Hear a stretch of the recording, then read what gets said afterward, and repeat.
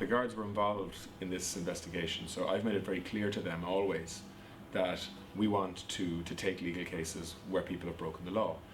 But I mean, I do have to say that most of this problem was as a result of bad management, not illegal management. Most of the problem was as a result of imported product that was labelled as what's called beef trimmings, which is cheap beef, and it was horse, and that came. Some of it came from Poland, some of it was tampered with on its way from Poland, and so we have given the information that we have in relation to those consignments to the authorities in other European countries, and we expect them to pursue prosecutions. And as I say, the company that actually did falsely label in Ireland,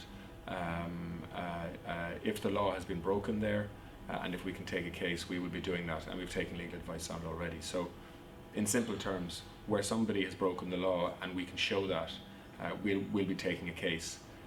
The other companies that were involved in this scandal, in my view, were involved because of poor management and poor record keeping, and maybe a lack of testing.